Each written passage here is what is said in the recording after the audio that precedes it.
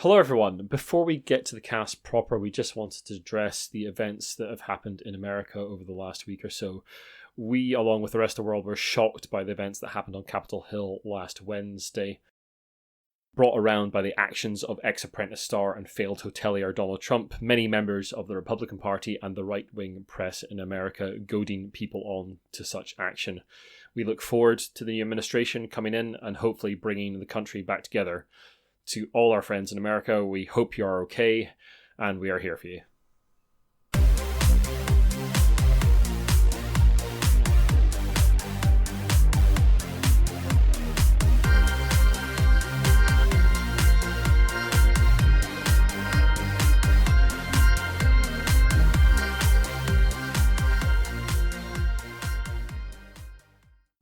Hi there, I'm Ian McAllister. I'm Iain Chantler. And I'm Jamie Adams. And don't worry, we all survived that rogue sound effect at the end of last year. And this is Brainwaves episode 64, bringing you the best in board game and tabletop gaming news. These are the headlines for the week of the 11th of January 2021. Kickstarter rakes in the tabletop cash. Robber token lands on Catan's Beer production. And Fantasy Flight Games permaban themselves and all users. All this and more on this episode of Brainwaves. Hello everyone, and welcome to the first Brainwaves of the new year. And it wouldn't be the first Brainwaves of the new year if we weren't looking at Kickstarter once more and the cash it took in 2020. The results are in, and despite everything that 2020 threw us, Kickstarter has done extremely well out of games in general and tabletop gaming in particular. Tabletop games and accessories on the platform took $233 million in 2020, up from $176.3 million, up almost a third. Frosthaven led the pack. That's the new Gloomhaven from Cephalophair Games. That came in at $12.97 million, beating the previous record holder, Kingdom Death Monster, its reprint in 2016. Interestingly, the nearest in computer games was $4.6 million, so not even coming close to the kind of money that board games are taking on the platform. Kickstarter has been reaching out to Japanese creators, and 2 Japanese-led computer games topped the computer games charts for Kickstarter. And they are also looking to Europe as a potential growth market, according to Luke Crane, who's head of the games section in Kickstarter, with Kickstarter launching in Poland just recently. So they're obviously looking to expand across the world. They're looking out to reach out to other markets. So do we think Kickstarter is going to continue to dominate through 2021, gents? We've seen GameFound launched recently. They've had a very successful first campaign in ISS Vanguard from Awakened Realms.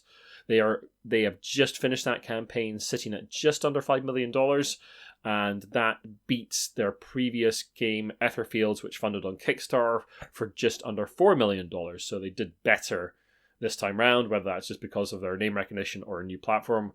We don't know. GameFound was originally just a sort of fulfillment side for Kickstarter. All of us have had a couple of Kickstarters that have been fulfilled through GameFound. So what do you think, gents? Are we going to see more from GameFound, less from Kickstarter over the course of 2021, or is Kickstarter going to continue to grow? I think Kickstarter has the audience.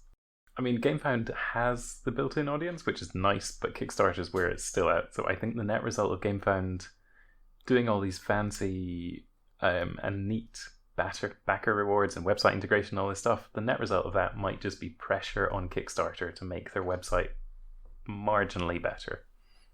A bit of competition, like leading to improvement kind of thing. Yeah, I think there's a reason that we use, to crowdfund something in the same way that we look up something on the internet. We don't look up something on the internet; we Google it. Yeah. You're gonna kickstart it. Well, that's on. Well, it's going to be on Kickstarter now. Yeah, I mean, even if they're using another crowdfunding platform, we still say you're going to Kickstarter, don't we? Or if you use Bing or whatever, you Google it. Yeah, you Google it on Bing, or yeah, my head. Yeah, I like to do that. What's Bing? It was something that was in a Spider-Man film, I think. Yeah, no, ISS Vanguard looked fantastic. I think GameFound's going to do really well. I think with the success of ISS Vanguard, I think there is going to at least be a surge of companies going, well, they did quite well on GameFound. Maybe we can. Yeah. But I think, as Ian put it so succinctly, it's that healthy competition that is going to mean Kickstarter will have to up their ante to go, okay, this is actually a serious competitor. Let's see what we can do. Now, when it comes to the end of the year, we might revisit this and go, remember when Jamie said that? Turns out it was utter mince. Or, turns out when Jamie said that, he was a prophet. In which case, I'll take my my adulation and applause now. Thank you. I'm sure all our predictions for 2020 came absolutely true. Well, I said more... bang on. As I said in the roundup, more asymmetric games, and I'll still repeat the same joke. I didn't expect it to be people working out their own interfaces at their own computers at home. What roundup was that, Jamie? Was that the excellent end-of-year cast we did with Josh Hartley from the Unlucky Frog? That was the wonderful Josh Hartley from the fantastic Unlucky Frog.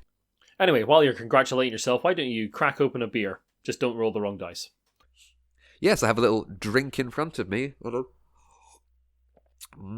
Lovely. Now, sadly, it's not beer, although it's quite a nice drink. Tool Beer, who is a Danish brewery from just outside Copenhagen in a town called Svinning, have announced a Catan-themed beer is going to be available at their brewery and restaurant, and it will be available online soon. I'm using inverted commas with my fingers, which is great for an audio-only application, isn't it? Photos that were posted online at the end of the year showed the Catan logo, imagery and text on beer cans, with trade, build, drink being a tagline. I thought that was pretty awesome, to be honest. However, there's a big however. Catan Studios, makers and license holders of Catan, formerly Settlers of Catan, told wonderful site and YouTube channel Dicebreaker, the brewery have acted without their knowledge or permission. That means the Tool Beer Instagram posts featuring the beer have since been deleted, and there's no mention of the beer on their official social media, or it seems almost anywhere else on the internet. It seems like things have been scrubbed clean. Now, what I want to ask you both is it a greater crime to release this without permission? Or was a bigger crime to have missed the obvious wheat beer angle? Well, it's obviously the latter there, isn't it? Like, I'm so angry about wheat beer. in fact, why there weren't Right five there different for the flavors? Why weren't 5 different flavors based on the goods you can trade? I'll tell you why, because I don't want to drink wool beer, wood beer, or beer. But I know we posted this up. I think I put it up in the group Discord, and Ian, you just went, why? Why was there no wheat beer? I'm so angry. I'm still angry. So angry right now. Yeah. But, it was a bold step, and, it was one step closer to Catan becoming a lifestyle brand, which was, of course, the phrase touted when Catan shoes were talked about a couple of podcasts ago. So, Ian, just don't worry about that. I know there's no wheat beer, but you can console yourself with Catan Snuggly toys. Oh, yes. Now, released on the 29th of January, which is not too far away, Pop Pickers. I don't know why I said Pop Pickers. This is not Top of the Pops 2, and I'm only 30. Wow. There are going to be licensed cuddly toy versions of the Catan resources, and some of them are slightly anthropomorphized. We have cuddly sheep, a cuddly brick, cuddly wood, cuddly wheat, cuddly ore, and another cuddly sheep, except it's got grey wool and it's got a mask over its eyes, so it makes us think it's some kind of robber sheep. Since you posted that photo, I've been trying to work out what that fifth thing was. It's the robber. And it's a robber sheep. But why? That's not a thing in Catan. But it's a robber. So I was looking at it and going, why is that ore? I'll tell you why. Because it's been bad.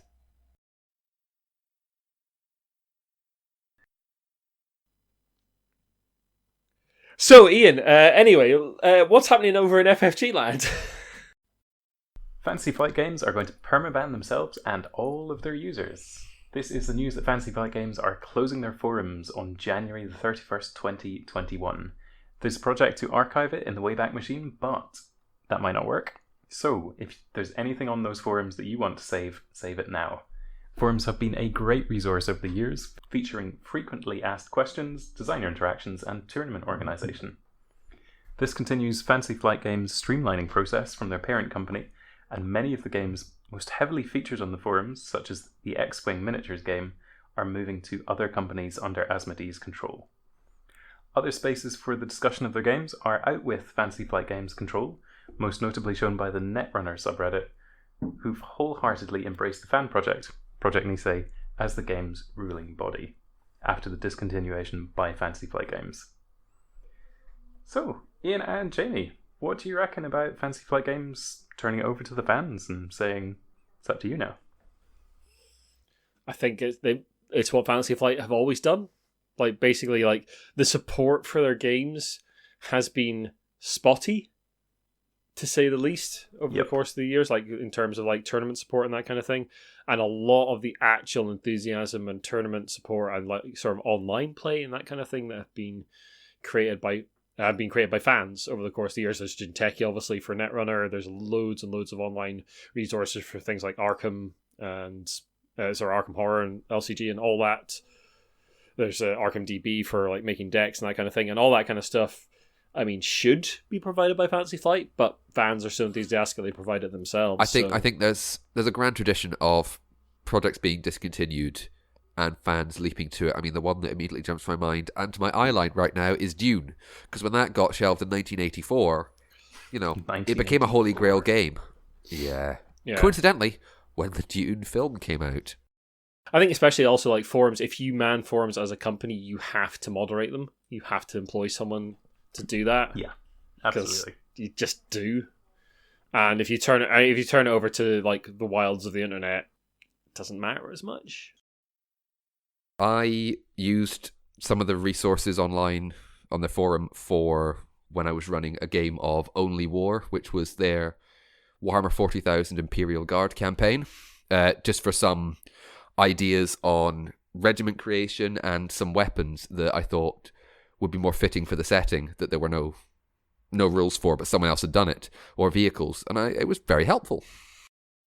If they continue to want to develop fan interactions without forums, I mean, I don't know about logical, but the assumed next step may be something like a Discord, because any idiots are starting their Discord right now. All the crazy people do that. Yeah, exactly. It's entirely unexpected. Speaking of unexpected, let's get on with the news. I was going to say Corey Konieczka. Oh yeah, yeah, Corey Konieczka. You heard of him, Ian? He did games like Battlestar Galactica and Star Wars Rebellion and Twilight Imperium. Sorry, I've never heard of that, mate. Corey Konieczka, yeah, he left Fantasy Flight. His post was Vice President of Research and Development, and last year he announced he was leaving to set up a new studio within Asmodee Games, and now it has been officially announced. It is Unexpected Games, and its new game is its first game is going to be out, I think, next year. I think the plan was this year. Anyway, that's enough for the headlines. Let's get on to the news.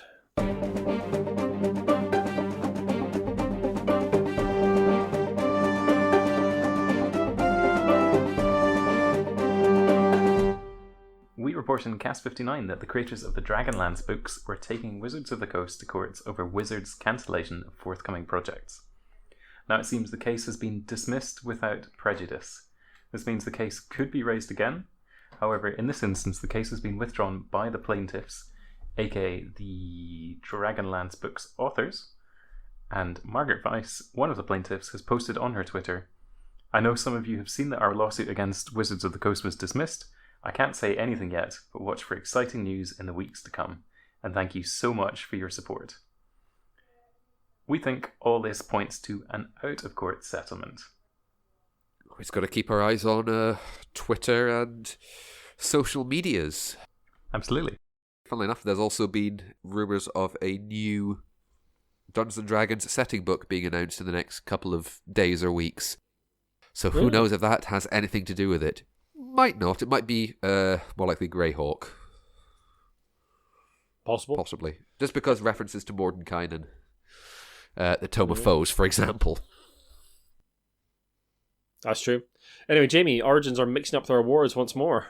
It's January, and I thought I could let my Homburg of awards rest and hibernate, if you will, for a couple of months before I could dust it off again. But no, I've had to take it out the box a little bit early, because, funnily enough, just after we finished recording the last podcast of the year, I'm talking probably hours after we'd finished, there was news from the Origins Awards, and they have decided to change their awards categories. Now, these new changes are to the RPG category specifically, and come after feedback from the jury and publishers. So they've expanded the current raft of awards based on RPGs. So it will now be Best RPG Core Rule Set, Best RPG Supplement, Best RPG Adventure. Good to see them expand that category. It seems natural considering the popularity of things like Itch that we were talking about in the end of year cast, and RPGs in general sort of expanding and growing over the course of 2020. Yep. Makes sense an awards group like Origins are expanding as well. Yeah, as they become more and more prevalent in the collective popular consciousness and the zeitgeist, it's indeed their accomplishments deserve to be awarded rather than just lumping them all into one thing. I mean, if you want an example from the world of film, when the film Get Out by Jordan Peele came out in 2017, I think, it was nominated at the Golden Globes for Best Comedy or Musical because it wouldn't fit in the Best Drama. Yeah, a bit more striation there, please, folks. Sometimes striation is good. Jamie's lent me his financial pants. I've had to adjust them slightly, but they do fit okay. I mean, it is 2020, so they're actually financial loungewear, like joggy bottoms. Oh, okay, so they're more like financial pajamas. Yeah. Okay, cool. Well, they're extremely comfy. And yes, he's lent me them to talk about the record-breaking Games Workshop. Games Workshop have released a half-year update showing sales of 185 million and profits of 90 million pounds for 2020. Comparing the equivalent report from last year shows sales have grown by 40 million, around a quarter, but the profits have increased drastically from 59 million to 90 million. This is incredibly impressive in 2020, considering British businesses faced both a pandemic and the B word. I repeat what I said in the end of your cast, and I'll say it again. I think the Bank of England is going to soon announce we are switching from whatever standard we're currently on. I think it was a gold standard, maybe it was a silver standard, to the Space Marine standard. Indeed, well, we'll just exchange little plastic miniatures for goods. Yeah, it's like bartering, except, One Primaris for an orange. Yeah, oh no, Primaris is worth a bit more than an orange. But also, then it depends on chapter size and what you've painted it, if it's painted or not. And if you talk about the Black Templars chapter, which essentially you've got no idea how many Marines there actually are, because there's multiple Crusades, you're talking maybe Legion strength, and that's to talk about the Dark Angels as well, because technically the Unforgiven are at Legion strength. Nobody talks about that. Jamie. Yes. Jamie. Ian. Stop me from my derailment of talking about Space Marines, because I'd rather talk about Imperial Guard. Talk to me about the tabletop industry in the UK in general. Yeah, the little report out of thisismoney.co.uk basically reporting on the strength of the UK tabletop industry. This report's a little sparse, but essentially it's the market research agency NPD saying that games and puzzle orders are up 31% contrasted with 2019. That's kind of understandable, I guess, considering everyone's been stuck at home and looking for things to do, but it's great for the industry. It's seen a massive growth in it. A lot of that stuff's going to be what we would consider not our kind of games. It'll be sort of more mainstream stuff like Cluedo, Monopoly, Scrabble, that kind of thing, but Ian, it's all good. Ian, I'm sorry, I'm going to take issue with you there, saying it's not our kind of games. Let's not have this gatekeeping nonsense here, okay? We accept all board games. The Monopoly news is Monopoly news for a reason. Now, initially it was a joke, like, oh, there's Monopoly all the time. Imagine we did Monopoly every time. But I won't have it's not our kind of game. Because it's not an us and them. It's all of us together. That's fair. Yeah, that's fair. Sorry, Ian, I had to come down a bit hard, but, No, that's completely fair. Yeah, no, it's good to see people getting into board games anyway, and yeah. It's good to see the board game industry growing, and hopefully we'll see more of that over the course of 2021. Anyway, Jamie, explain a thing I didn't understand to the audience. Yeah, I really, Ian did ask me, he's like, I have no idea who this person is and what you're talking about, so you do it because you're young. I have a fringe idea who this is. Anyway, children's pop star and influencer Jojo Siwa, her of the famous Jojo Bows from several years ago, if you have young female children, announced on her Instagram that a children's board game manufactured with her name on it had inappropriate content. I shouldn't laugh. It's just a kind of comedy of the slightly grotesque. Photos featuring the board game called JoJo's Juice, which were manufactured by Nickelodeon, were posted to Facebook by a customer on Friday, which is the day we were recording. Now, these photos show the cards that were in the game include questions about whether players have ever walked in on someone naked or gone outside without underwear.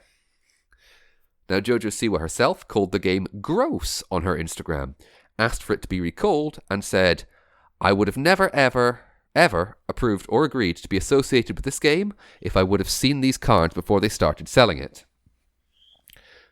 What game do you think they put her name on, and who was working at quality control that day?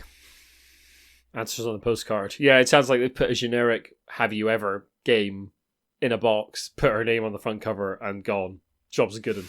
It's a shame. And then sold it. It's a shame. Yep. It's laughing just because it's funny. It's like it's a kid's game, and it's like, oh, have you ever watched it on someone? Come on.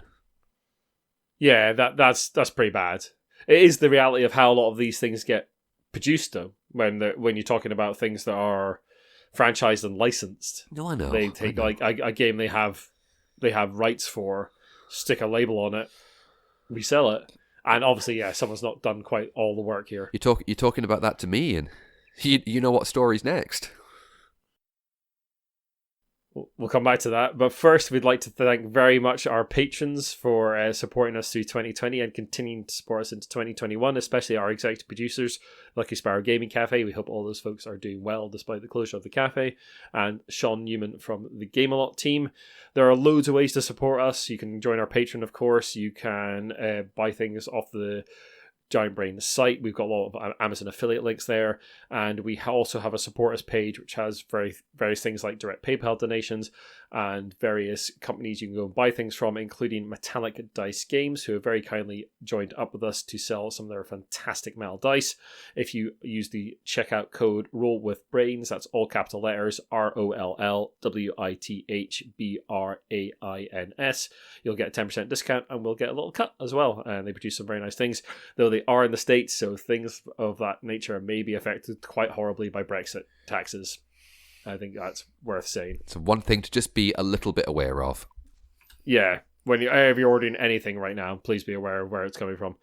One other thing that we would like to announce is that our Discord is now live. Woo! We have had a private Discord for some time where we chat about the cast and organise things, organise news articles and organise the cast and do this recording as well. Since the sound effect at the end of last year, we have decided to remodel the Discord bring you a virtual Giant Brain HQ. You can join in with that. We'll put a link to the Discord in the show notes. That link will stay open for basically ever.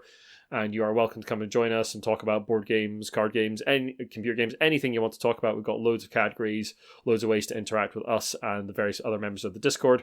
And we look forward to growing the community there over the course of 2021 and playing some games to you folks. And you can also come and watch us record live as well in the Brainwaves studio. We're exactly as we sound. Exactly as we sound. There's never any extraneous material. Now, Iain said that we had a private Discord, which don't think you're missing out. It's basically the three of us just organising the podcast, sending each other news, and Iain posting up pictures of his cocktails going, this is pretty good, usually after the third or fourth one.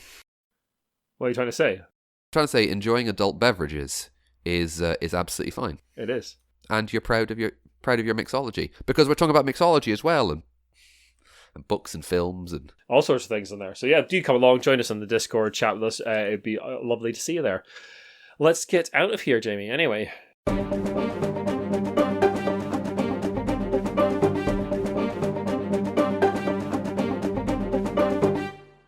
Jamie, someone's very old this year, and it's not me. Well, it is you. But also, Monopoly is 85 years old this year. It's crazy to think that game, which is pretty much cemented. I mean, it's one of the bedrocks of board gaming. You know, it's chess. But yeah, 85 years old, Monopoly. Crazy. But it hasn't stopped Hasbro, from throwing a lavish party for Monopoly. And by lavish party, I mean, of course, a new Monopoly edition. Monopoly 85th Anniversary Edition. The board is sort of kind of negatively printed. Where it's, it's kind of black, and where the lettering would be black, instead it's white. So it's, got that very kind of chic look. And all the property titles are still the same colour, but they're sparkly as well. And it features, from Hasbro's website, classic Monopoly gameplay that we all know, and no, it's fine. No, it's what we all know, and we none of that gatekeeping here, Jim. No, I was doing an irreverent and sideways look at it, and we all have cut our teeth at one time or another on Monopoly, which is is absolutely fair. That's true. And it is, we can kind of jokingly go, oh, well, Monopoly. It's a very successful game. So you can't argue with those cold hard cash figures. Anyway. Indeed. Tokens, because tokens are golden, to symbolize, again from the Hasbro website, living the good life of luxury and fun. A race car, sunglasses, a yacht, a bow tie, a jet, a helicopter, a wristwatch, and a top hat. Houses are silver, and hotels are gold, so it's very swanky, very fancy. The money kind of hasn't changed. But, I know.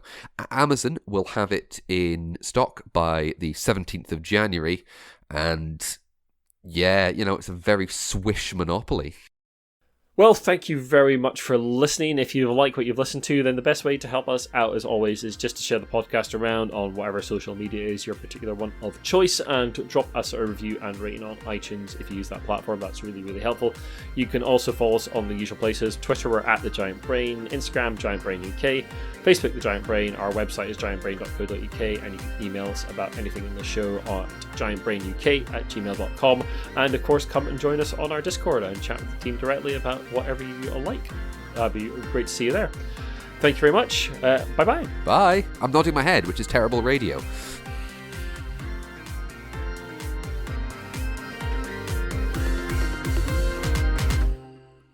You're always terrible radio. I am.